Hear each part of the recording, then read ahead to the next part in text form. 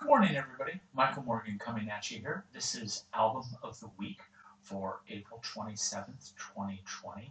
I think this is our fifth week of school from home. This week, we're going to be focusing on an album by Mike Oldfield called Tubular Bells. Now, I'm pretty sure you haven't heard the name of the album in the past, but you are probably somewhat familiar with the music from it being used in other industries. So, Mike Oldfield was 17 when this was recorded. He was a very accomplished musician, played all the instruments himself, recorded it on a couple of borrowed Bang & Olufsen quarter-inch tape machines. He had done a little bit of studio recording in and about London and had learned a bit about using the machinery. So what he was doing was actually blocking the erase head on the tape deck and going and overdubbing all the music himself without having any fancy equipment to do it, anything like that. It's a dangerous approach because if you make a mistake, uh, it's going to be recorded on with all the other tracks. You basically have to start the whole thing over from scratch. So he recorded an album. He played every single instrument. He started marketing it, and none of the record labels were interested whatsoever. He was getting pretty desperate, and he had heard that actually the Ministry of Arts in the Soviet Union paid artists to perform music and free concerts. And he was about ready to actually call the Soviet embassy in London and try and get a gig playing the music up there in the Soviet Union. But one of his friends somehow introduced him to a very young British entrepreneur, a guy named Richard Branson. And Branson was just starting out and wanted to start a record label. And Branson had some money going and re-recording the entire album at Branson's kind of home studio setup. And Branson absolutely loved it. Decided it was going to be the very first release for Virgin Records. It actually has catalog number Virgin 001. And Branson, being a fan of music, was willing to go out on the edge one step farther than most other people were willing to go. At that point in time, the good vinyl for records was being used exclusively for classical recordings. And in the record industry, the rock and roll artists, so to speak, although I'm not quite sure you'd call this rock and roll, it's when I was in college, we would call it ambient music.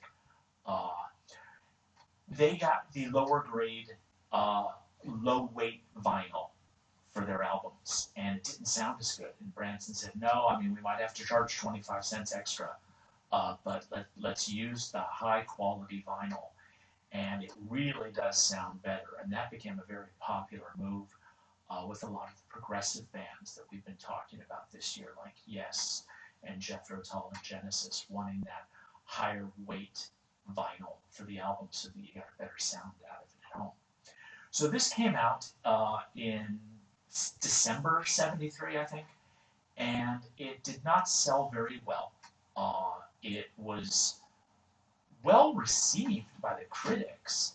The music industry people loved it, but the general public wasn't hopping on board with it.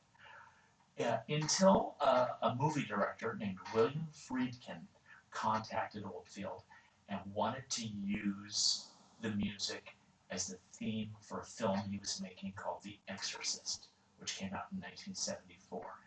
Now, most of you are aware my dad was in the motion picture industry, and The Exorcist was one of the films that he worked on. So here I am, 8 years old, going to a lot of theaters with my dad, premiering movies, not the big, red carpet style premiere stuff, but when it would open in the town for the first time, things like that. It was a little different back then. And I used to sit and just watch movies over and over again, same films. Not joking, I must have seen Blazing Saddles 500 times. My dad worked on that film. But The Exorcist was one he'd never let me go in to watch, actually. I was 8 years old. It was a bit of a horror film.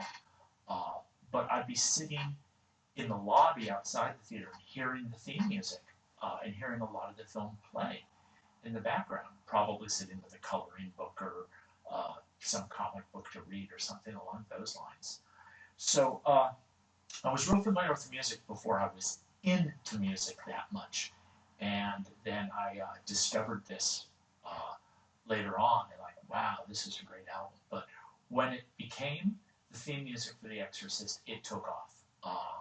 I think it sold something like 15 million copies worldwide by the end of its run. Now, the album itself is it's not lyrics or songs. It's not unlike an album we talked about earlier called Thick as a Brick by Jethro Tull. It's basically one piece of music that goes through, but you have to pick up the album and turn it over back in those days. Uh, and it involved a lot of slightly different instruments. You can see a picture of what is a tubular bell, and that's not typically what they look like. The joke here was that after he had played it so much, it got bent. And they came up with this piece of art, and Oldfield loved it and said, that's the album cover. And Branson agreed. He didn't want Oldfield's name to distract. Actually, I think it was Oldfield didn't want his name to distract from the artwork. So it's hard to see, but he had his name and the name of the album done here in a very light orange, so that the album cover is what pops at you and not the name of the artist himself. Now, this music was considered very classically British stuff. It was used in the opening ceremony for the 2012 London Olympics. Oldfield performed it live. It sold so many copies in the long run that Branson has basically said there would be no Virgin, Atlantic, any of his businesses if it wasn't for this. This financed the starting of his business. And in fact, the first plane he bought for Virgin America, which was a used 747, he actually named Tubular Bell, but he used Belle as in the female version of the name for it. And, you know, he's sending people into space in the not too distant future. Virgin, it's called Galaxy, and he's still using that idea, that name on different spacecraft, things like that. Mike Oldfield was so pleased with it that he ended up basically making this the symbol for his record label, which eventually opened up. And both of them just say that this out of nowhere album really created this behemoth called Virgin Groups, and Branson's one of like the 50 richest billionaires on the planet. It's up at the top of those, like top 10 even in Britain. So this is worth a listen, okay?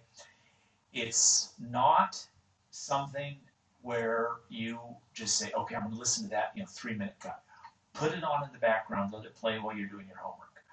Put your headphones on, disappear into the world of music, and just let everything else escape you for 45 minutes and just kind of absorb what the album is. And like we've been saying from the beginning, we're not introducing albums where, oh, I want to play that song. You want to play the whole album straight through, side one, side two, and get the feel for what the artist originally intended with the music. Okay, so that's Album of the Week for April 27th, 2020. Hope you're all home, safe, healthy. If you need something, reach out to us, and we'll see what we can do for you. Okay, this is Morgan, signing off.